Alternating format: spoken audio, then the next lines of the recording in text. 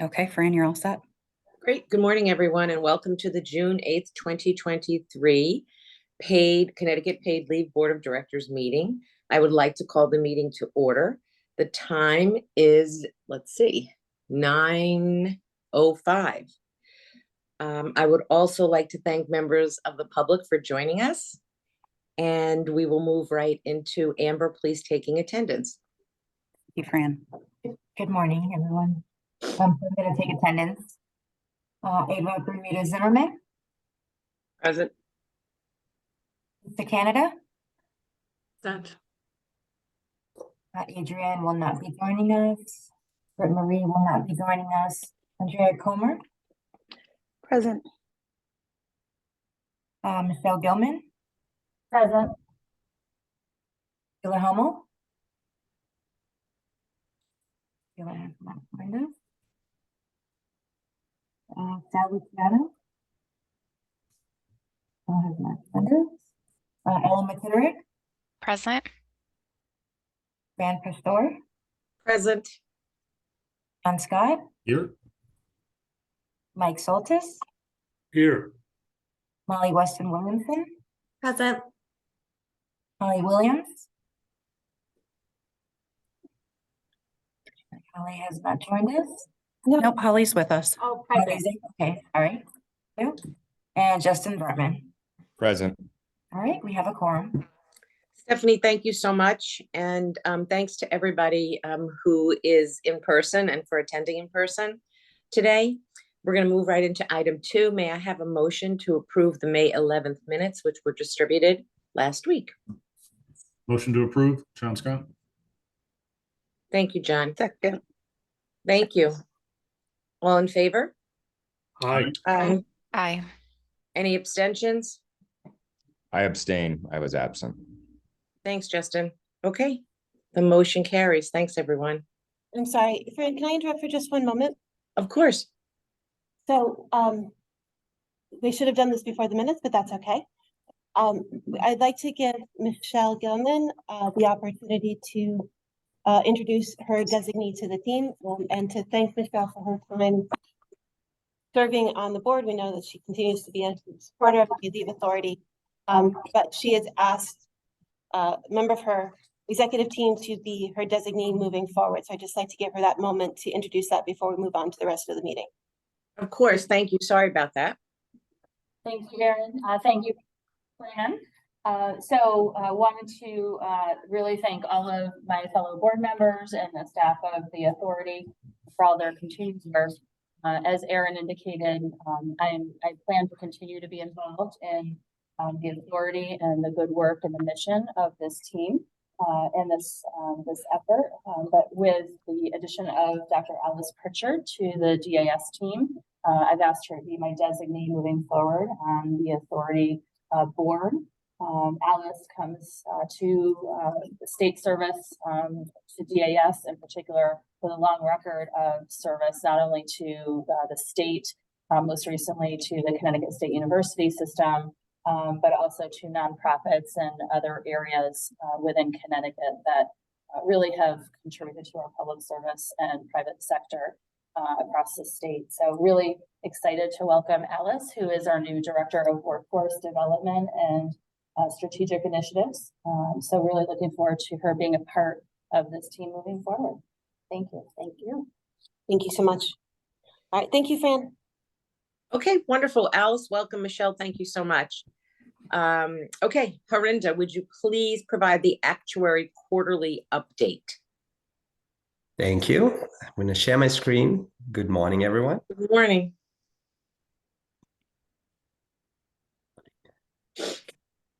So the purpose of my part of the presentation today is to present the quarterly update from an actuary based on actuarial work. And so this is the quarterly experience report for the period July 2022 through March 2023. I'll jump right into the detail. So actual experience is shown in this middle column here, with the column to the right showing the most recent projections that we have provided previously. So we have the actual versus expected comparison. We have a starting fund balance of 446.3 million. And then we see the net activity of 90.1 million over this period of 9 months, resulting in an ending fund balance of 536.4 million.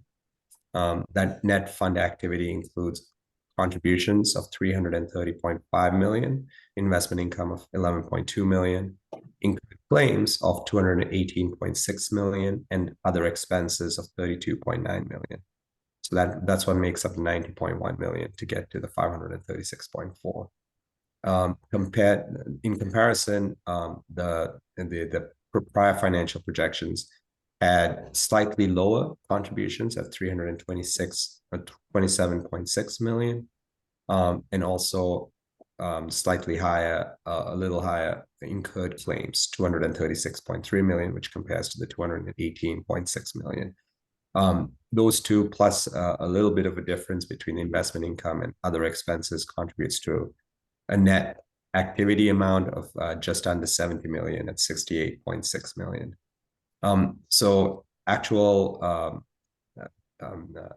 experience is more favorable than what we had projected. That is partly by design. We know, particularly as we have a bit more conservatism built into the financial projections on purpose. So the incurred claims, as an example, is higher in the financial projection relative to actual. So that's reflective of some conservatism built into that figure. Overall, the primary outcome of this is for us to provide commentary on the fund balance. And at this point, we can confidently say that the fund balance is strong, and the actual metrics are certainly within the targets that have been noted. Pause there. I'll move on to the next page. This illustration here is something that we've been providing every quarter. And it's intended to be illustrative, but the numbers match the information that you saw before. So as an example, if you look at the information on the left-hand side, that represents the actual experience. We start off at the fund balance of 446.3 million. Our revenue items add up to 341.7 million. And our cost items or expense items add up to 251.6 million. That's the claims and other expenses, resulting in a net fund balance of 536 million. The following page provides additional detail. These numbers also match the results that were presented previously. It just provides other detail, the detailed breakdown of some of that information.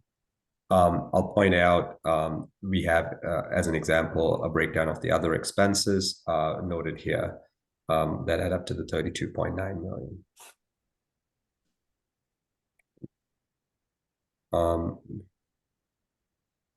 With that, I'll move on to the next page, which is the financial projection for fiscal year 2023. So this is the full 12-month projection based on the results that we have for the first 9 months. And we've been doing this every quarter, where we have the updated information for the quarter in the prior pages, and then we show the full 12-month period update as well. So the column on the right-hand side is the information that was presented last quarter. And then the column in the middle here is the update from this quarter.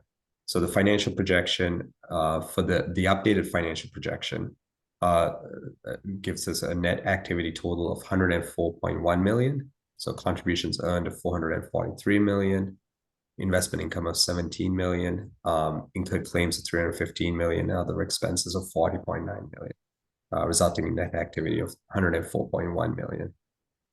So the projected fund balance is 550.4 million, which is an update from the prior projection of 526.2 million. Okay. I'll note that some of the updates in this in the updated financial projection are reflective. As an example, the claims are there. It's a reflection. The reduction compared to the prior update is a reflection of the actual experience being lower year to date compared to the prior projection. Okay. So that is the update in a nutshell. I'll open it up for questions and any other comments. I have a question. Herinda, I asked you similar questions during the finance committee meeting.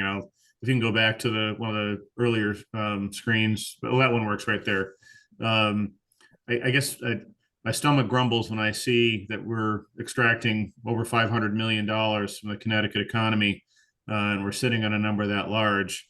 And I'm sure our president of the organization is probably going to chime in a minute too, but I think we should be looking at reports or projections. If we started thinking about lowering the amount that we're extracting out of people's paychecks every week, what would the impact to these numbers be? Thinking along the lines of the fact that some of the private plans don't charge as much as we charge. So I'd like to start seeing some what ifs on these reports with the idea of lowering the extraction out of the Connecticut economy. That's a lot of money. I'm sorry. It really bothers me that we're sitting on $500 million of taxpayer money. So John, good morning. Good morning. This is Erin. Hi, For Erin. those who can't see me. So we heard your concerns, which you had articulated at the finance meeting, and we understand them. I would want to point out a few things. First, the trust fund was created with that first year of contributions before benefits started in order to create I don't even want to call it the nest egg. It's really to create that that base from which we could have security that the program will succeed going into the future. So this is the year where you're going to see a pretty healthy balance, and because we've only been paying benefits for 15 months, but we've been collecting for 2.5 years. So this is actually operating as designed. We are very cognizant of the 0.5% contribution that employees are making.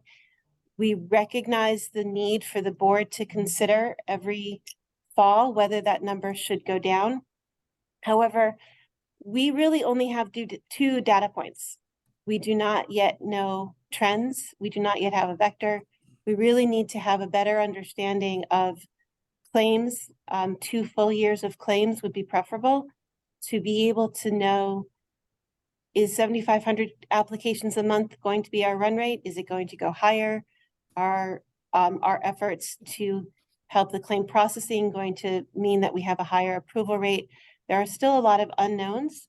So we want to get some more clarity around those unknowns before we start looking to reduce the contributions, because once you reduce the contributions, it's really hard to go back up.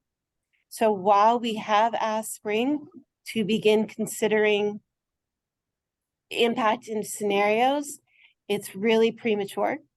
And then the other thing just to note is that the purpose of this presentation was the quarterly. So we did not ask Spring to prepare any remarks regarding scenarios for reducing contributions for this presentation, because it's specifically designed to be that look back on the quarterly look. So while we will be doing what you've asked, we were not prepared to do that for today. Okay, Hope fair. that is satisfactory. Yes, that's what I wanted to hear. Thank you. Great. Thank you, John. And Erin, thanks for that explanation.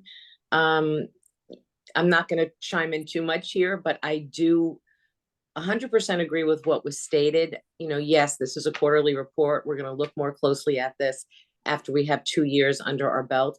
But I also wanted to just point out that the projections right now, at least what I'm looking, some articles that I've read, around the number of folks that post-COVID could be getting, we might be in for a surprise this year with regard to basic flu and things like that. So we really can't anticipate what those claims would be like.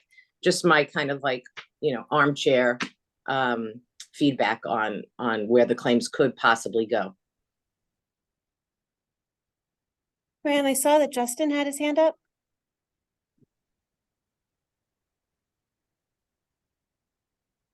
Fran, can I speak? You got mute, Fran. Sorry, thank you. Of course, Justin. Okay, yeah, I wanted to thank John for bringing that to our attention. I think it is important to keep in mind. And I just wanted to say to Aaron's point that I look forward to looking at those scenarios at a future time. But I do appreciate John bringing that up this morning. Absolutely. Thank you. Anybody else? Any other feedback or comments? Okay. Thank you, Harinda. All right, thank you very much. Stop sharing. All right, Jennifer and Locke, would you please provide the fund recovery update? Absolutely. Thank you so much, Fran. Have Locke share his screen. No, he just said Rock is gonna share his screen. Where is the slide?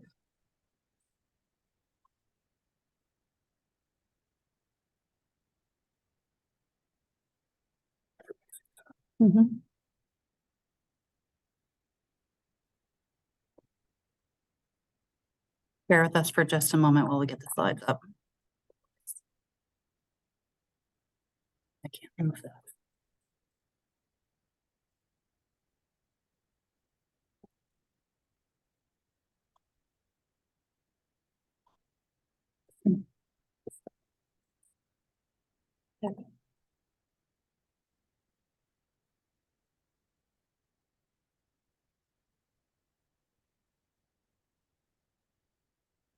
Thank you very much. Well, a lot has been going on in the world of fund recovery. We sent out a little over 7,000 mailers to our employers who are registered in our system as of December 31st, 2022. However, they hadn't remitted any contribution reporting to us since their initial registration. This outreach that we did had a response rate of 29%, which resulted in us seeing many of these employers responding directly to our finance managed queue regarding their account. Now, out of this outreach, 784 employers remitted contributions to us, totaling $286,000. And we had 192 employers who filed a zero reporting to us. Additionally, we were able to identify 1,064 ineligible accounts that were registered in error, as they did not meet the requirements to participate in the Connecticut Paid Leave Program. On the next slide, we'll expand a little bit more into that, as this will show us the statistics of the accounts that we've closed throughout our queue. Again, this is a direct result from our outreach. If we look at the graph on the left, this gives the specific reasons for the account closures. This could be due to a business registration that didn't have any covered Connecticut employees. It could be a business that has closed, a TPA that solely created their account just to remit on behalf of their employers, and so on. The previously mentioned $286,000 in contributions that we collected is located on the right. We've broken this down by reporting quarter and year. Again, all of this did come in this year from our February 2023 outreach. And I'll pause if you want to take a moment at that, since our slide's bouncing around a bit. Sorry, it is frozen on our screen, so we know that you can see it, but it's not showing on ours. Okay. So, all right, we've got it cleaned. Perfect. So if we go to our next slide. Or press on this side. We're never doing this. Move ahead. We gotta So reach we're back to trying the to support from our outreach and engagement team, specifically Jessica Vargas, who I want to say a huge thank you to. We continued our reach out efforts into 2023. Ahead of sending out our notices, we wanted to provide potential non-compliant employers one last opportunity to comply with the program. Since our 2023 outreach campaign started, we've seen 6,847 new accounts registered in our system. Out of this amount, we received the 2023 reporting and payments for 4,285 of them, and we identified 813 employers who filed zero returns for 2023. Looking further into this reporting, we also identified 914 of these accounts had provided us reporting and contributions for prior periods where they would have been considered non-compliant. And that amount was a little over 660,000.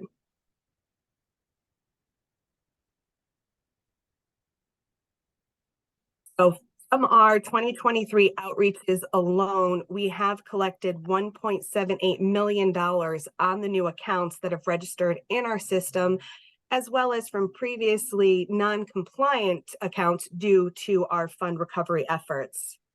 And Locke will be letting you know what's to come in the world of fund recovery. So for next steps in June, we'll be kicking off our automated program to assist in our collection of employers that didn't submit a contribution payment or quarterly return. These notices will reflect penalties and interest if applicable. We've created a case management system or queue piggybacking off our Contact Us flow, so that in order for our finance team to work and respond to employers' questions, and also provide a mechanism for employers who wish to dispute a notice. For assistance, we anticipate our largest volume in our first 2 quarters. In anticipation for the large volume, we've contracted with temporary services off the existing state contract, where we retain 2 temporary staff to help on the clerical side of these cases. This agreement is for 6 months, and it'll allow us to triage all the incoming cases that we expect coming in as a result of our fund recovery notices. They'll be ensuring that all cases have pertinent backup, and they'll be funneling cases to the right channels so that our finance team can provide them the correct answers. We will open this up to anybody that has any questions. We'll be happy to answer them. I have a question. Can you just remind me? Thank you, Jennifer and Locke. Oh, Holland. So we do have a question. We're just going to unmute the extra computer so we don't have feedback. Can you remind me what the process is for rectifying non-compliance on the employer side? So I can take that one. There are basically only 2 options at this point. The primary option is that the employer will have to make up the shortfall out of its own funds. Or the employer can ask the Department of Labor Wage and Hour Division for permission to take an additional deduction out of the employee wages. This is pursuant to DOL's existing authority regarding employer deductions. As the board may remember, we worked with DOL to create a grace period that lasted 15 months for employers to be able to take extra deductions from employee wages from January 1st, 2021 through March 31st, 2022. And they didn't have to get specific DOL approval.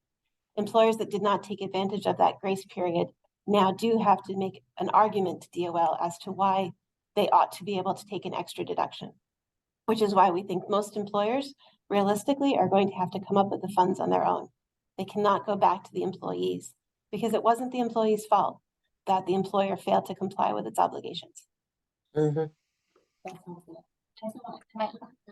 Is there any, are there any pockets in the non-compliance that are like similarly situated employers? I mean, are there industries that are particularly non-compliant, so to speak? Not to have a negative connotation with that, but I'm just wondering if there's a communication. We haven't looked directly at on an industry to industry case, but what we do notice is the smaller size employers are less likely to be compliant based on the volumes that we have for non-compliant employers, but then compared to what we have for the volume coming in. So we haven't done an industry analysis for fund recovery exactly, but that is something we could look into. We have done a significant amount of outreach to small employers, recognizing that that was an area of concern. That was part of what Jennifer referenced. It's been something we've been doing all along, but in particular in that last tranche of communications efforts. We have also worked really closely since April of 2020 with the payroll processor industry. Because more than 50% of Connecticut employers use those payroll processors. So it's very hard to see how people could have not known that it exists. It's possible that they just didn't realize it applied to them. But it has been a pretty significant effort of communication and education for close to 3 years before we started this process of imposing penalties.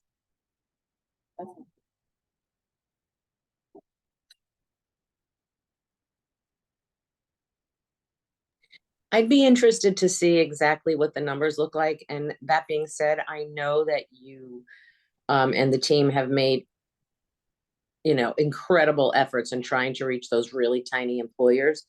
I think one of the challenges with those really tiny employers is that they're the chief cook and bottle washer, and they just ignore what is, what they don't think is important to them. And I had wondered from the beginning if there was any way that we could get to them individually,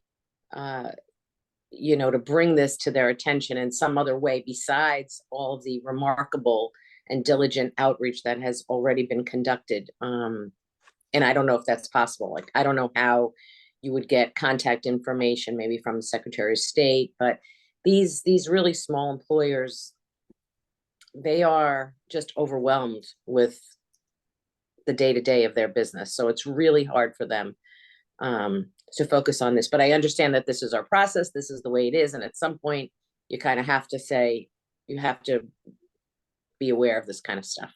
Right. And just to be clear, we did email outreach to anyone for whom we had email. We did US mail outreach to anyone for whom we could find, scrounge, discover under Yeah. a post office, US mail address.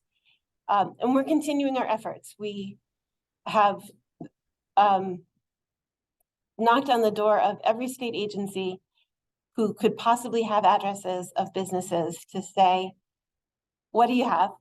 I think we probably have the most complete database at this point of any state agency of addresses. Unfortunately, that's only about maybe 75%, because it's just such a dynamic process. Particularly those small businesses may or may not have employees for very long. They may have had them and then stopped, or now are just growing to that place. And they may not always stay in the same legal status. So we're continuing to explore other ways beyond state data, including things like using LexisNexis. One thing I would like to do for next year is to copy the comptroller and get official legislation requiring employers to register with us with contact information, and impose some enforcement around that. So right now that's a necessary predicate to our program, but it's not in statute. And Great the idea. Comptroller's bill passed, I believe. I think. I don't know. But if it didn't, I'm sure he'll be coming back, and I think we should be joining in that effort. And we are, open to any other ideas for how to actually connect, not just sort of via the airways and billboards and social media, but also directly through email and direct mail. Thanks, Erin. It has been an incredible effort. Cannot take that away at all. Thank you so much. Thank you, Locke and Jennifer. Anybody else have any questions or comments or feedback? Thanks, Locke and Jennifer. Thank you. Maddie, we're going to move on to the legislative report. Maddie, you're up. Maddie's just coming to the tables.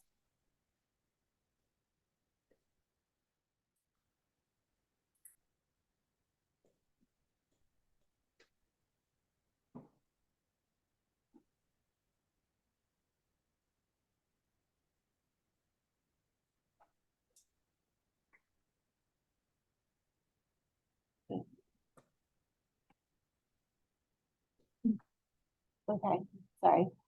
Oh, there we go. So just make it large. We don't need to see it on the TV. Make it large. Dave, could you give it back? It's not working.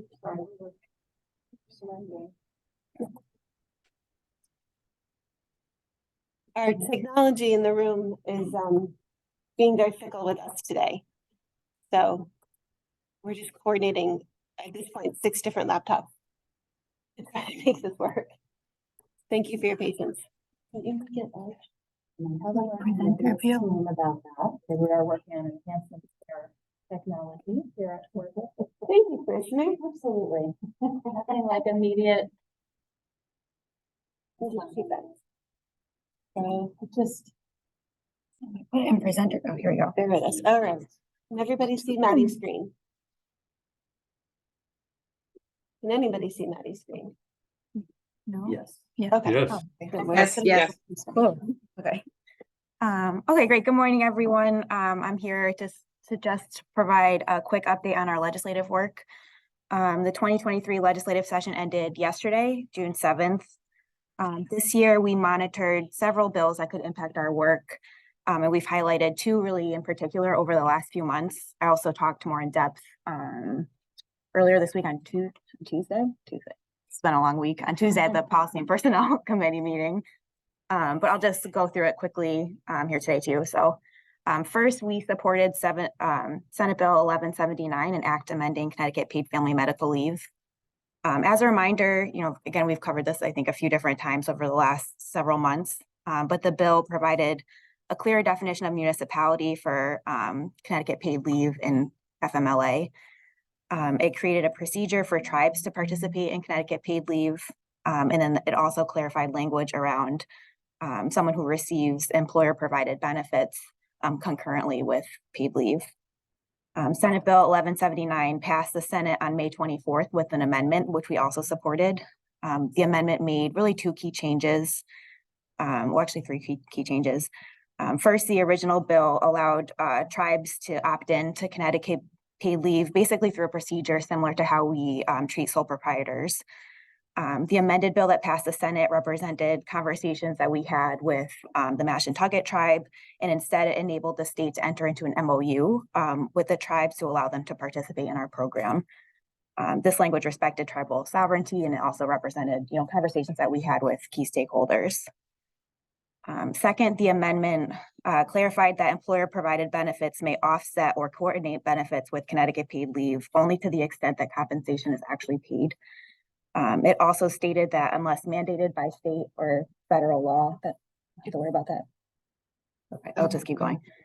Okay, okay. Unless mandated by state or federal law, no employee should be required to apply for paid leave. That essentially allows employees with access to both employer-provided benefits like short-term disability and Connecticut paid leave to choose which program they use and when, which we thought was important. This language is different than the original bill, which stated that insurance policies or employer-sponsored plans can only reduce benefits to the extent necessary to ensure that an employee doesn't receive 100% of their regular wages. The amendment also pushed the effective date of the bill back to July 1, 2024. So unfortunately, the bill didn't pass the Senate, but it was not called for a vote in the House. So we're going to regroup and maybe try again next year with similar language. Second, over the last few months, we've also mentioned Senate Bill 1223, an act concerning the State Contracting Standards Board, which we opposed. The bill expanded the power and authority of the State Contracting Standards Board, and it gave them pre-approval authority over any proposed contracts that it deemed to be privatization. Aaron testified in opposition to the GAE committee in March. It passed committee, but it was not called for a vote in the Senate.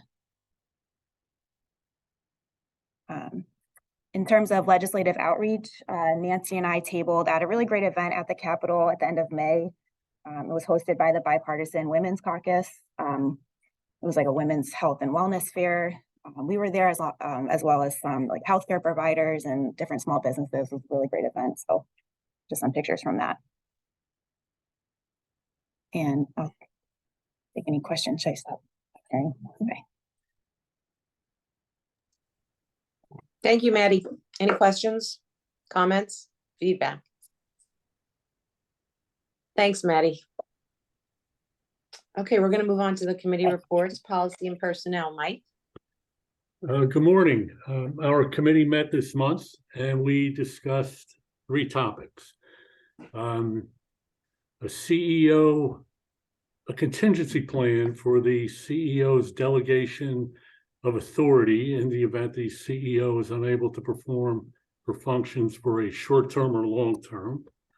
Number 1. Number 2, private plan policy revisions, including renewals and audits. And number 3, Aaron gave us an update on authority staffing. And that was our meeting. Thank you, Mike. All right, moving on to outreach and engagement. Molly?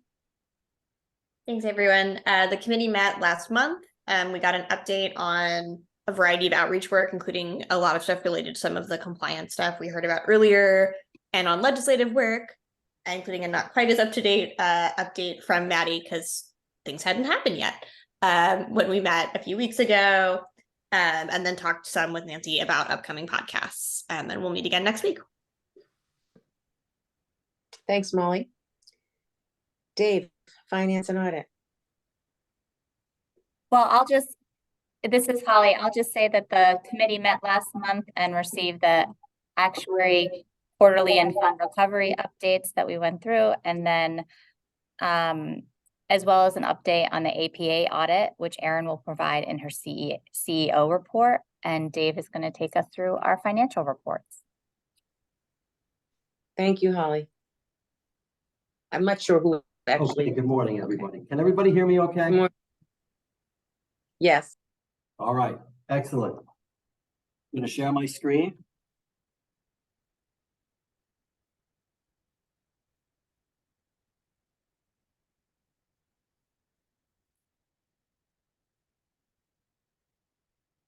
We can see your screen. Okay, thank you.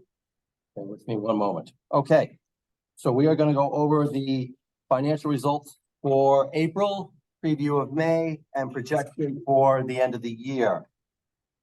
For the month of April, our expenses were $610,000. We were better than budget by over $592,000.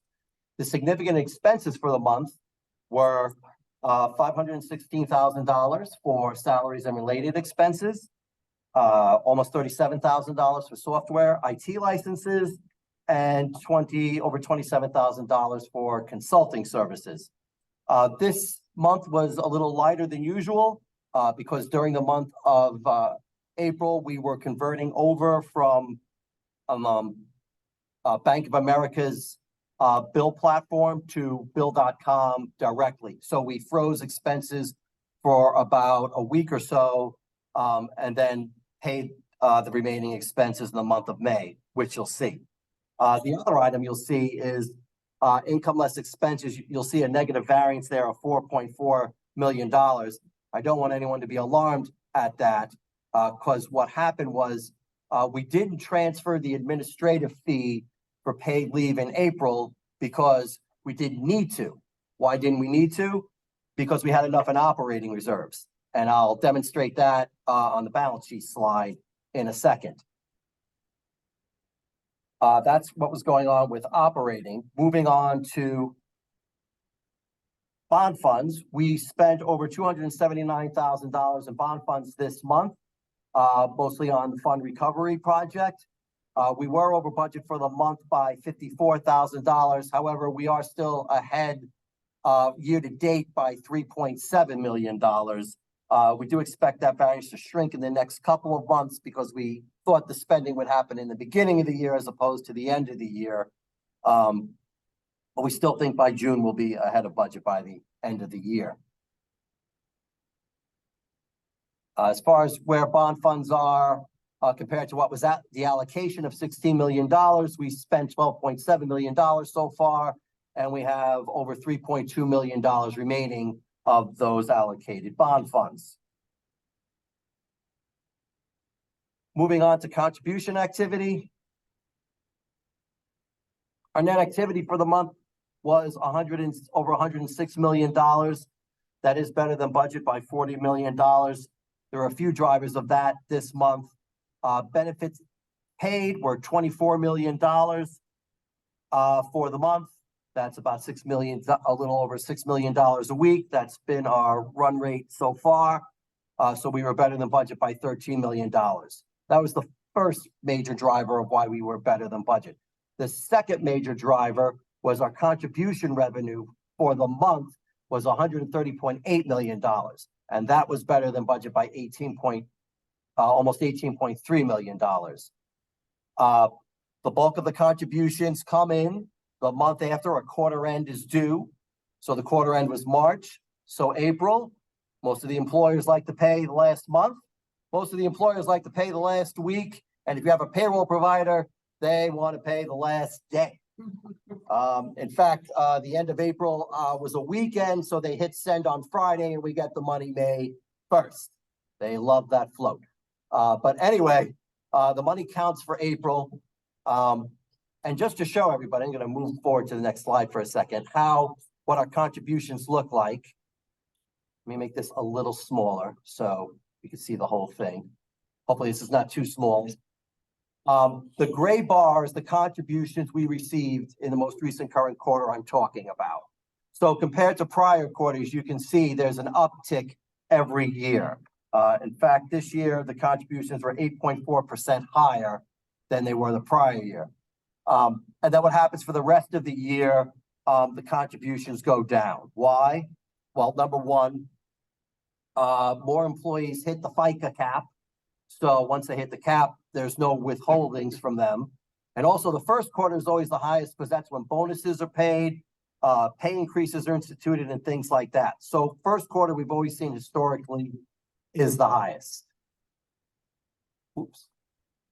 Moving back to the contribution activity, the third major item, sorry for you at home, I know jumping around a little bit.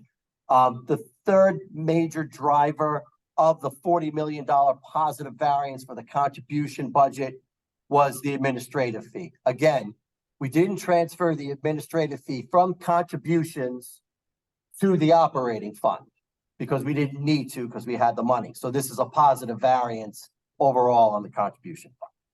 Okay. Moving on to the actual contribution fund balance itself.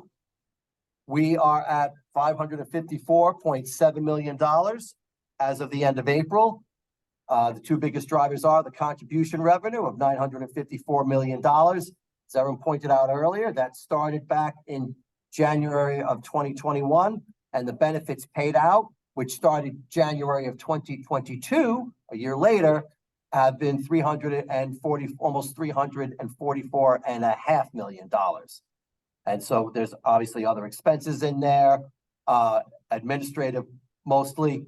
And so the math lends to $554 million in the fund as of the end of April. Quick look at the balance sheet. $577 million in assets. Our largest asset is the short-term investment fund at $446 million. In April, we were making north of 4.5% in there. So the fund is so conservative investments and the interest rate is fair. So we like what we're seeing so far. I do want to point out in the operating fund, we have $13.3 million. And that's why we didn't transfer the $5 million administrative fee, because that's enough money to get us through this quarter. So we said, well, let's have the $5 million stay in the contribution fund, earning over 4.5%, than in the operating fund, earning nothing, and we don't need it there. Moving on to the month of May, we had operating expenses of $1.3 million. That is higher than usual. Again, we had some payments from April that we made in May. Two expenses that you don't normally see that we did have in April, the DOL, Department of Labor Appeals Administration, we paid for 3 quarters of grievance adjudication expenses.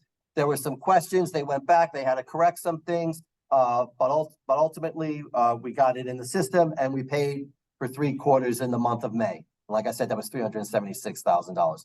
We also had an annual fee to DAS, Department of Administrative Services, for their support services for HR and IT support. So we paid that in May.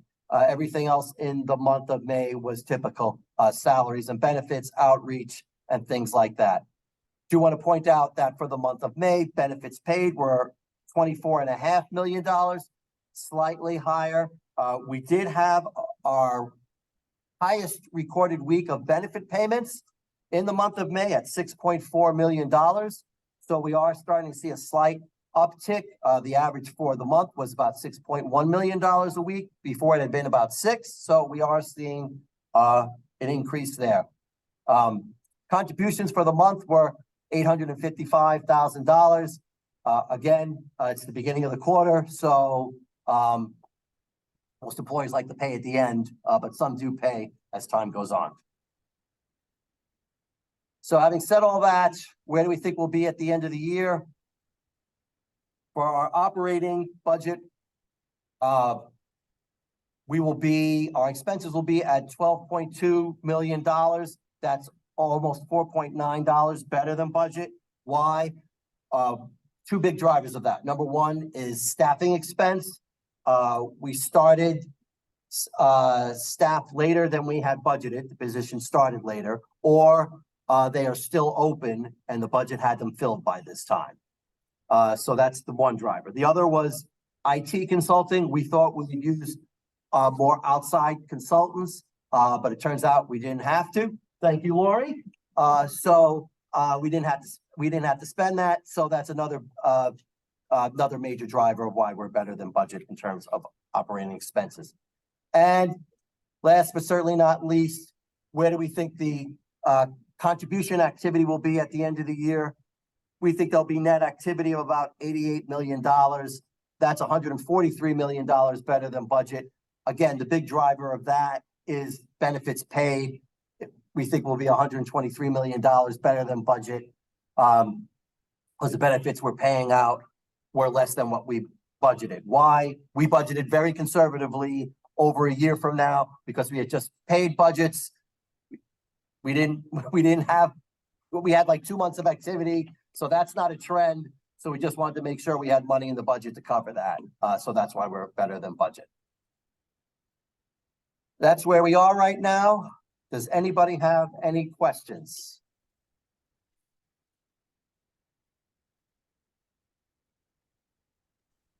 Okay, thank you. Great job, Dave. Thank you so much. Okay. Erin, would you like to share your CEO report?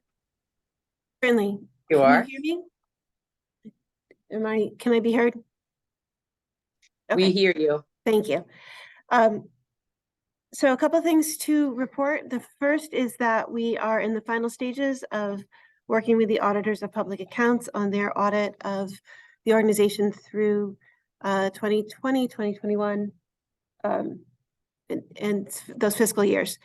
There were a couple of audit findings that we believe will be issuing. They have their final review right now, so we can't say for certain that they won't change that. But of what we've seen, they're very minor and kind of related to kind of issues associated with starting up an agency from scratch with very few people in the middle of a pandemic under very tight deadlines. So we expect that to be published in the next few weeks, but they are supposed to finalize it, give it to us for one last review, and then they'll publish it. So nothing too exciting, nothing too startling, but that is coming. The other thing that we are working very heavily on, particularly Jess, with assistance from Maddie and contributions from everybody on the team, is our annual report, which is due at the legislature on July 1st. We are in the process of finalizing a draft, which we will then distribute to the board by email for you to review. As always, we will ask you to send us your comments to us individually and not as a group, so we don't do a virtual meeting. But our focus this year is on the full year from June of 2022 through May of 2023. So there's a lot to talk about in this report. So that is something you'll be seeing in your inboxes very soon. As we've mentioned in the past, technically under the statute, everybody's terms, whether you started at the very first board meeting or came in after, everybody's terms began in July of 2019 and ends as of June 30th of 2023. But everybody's appointments continue unless somebody else is appointed. There are committees and commissions in state government where terms have expired in the 90s and they just keep going because that's the way it works. But we are reaching out to all of the appointing authorities to let them know how much we appreciate everybody's involvement and to ask them to continue to appoint everyone. We really appreciate everyone's contributions and time and effort and expertise and energy to the authority. So we wanted to take this moment at the sort of statutory deadline to say thank you to all of our board members. We could not be luckier in terms of the members that we have, in terms of your energy and devotion to the authority. And we just truly appreciate all of you and hope to continue working with you. So don't go anywhere. Finally, we have talked about the fact that we do a number of newsletters. We have newsletters to employers, to HR, to legislators, and to private plans. If anyone would like to receive those newsletters, just so you can see what we're saying, please let us know. We would be happy to add you to any of those lists. We don't want to inundate your inboxes, but we also want to make sure that you have the opportunity to see what we're sharing. So please don't hesitate to let Amber or me or Jess know, and we will add you to those lists. So that is my report for today, unless anyone has any questions for me. I don't see any. Thanks, Erin. Thanks to you and the team for all those great reports, and appreciate everyone making the effort to come in person today and understand the challenges that you guys had with technology. But everything went very well. So thanks everyone for that. Do we have any old business? Any new business? All right, may I have a motion to adjourn? Motion to adjourn, Mike. Thank you, Second, Mike. Scott. Thank you, John. All in favor? Aye. Aye. Any opposed? Any abstentions? All right, everyone, have a wonderful weekend. Stay safe. The motion carries. Thanks, everyone. Thank you. Thank you. Thank you. Right.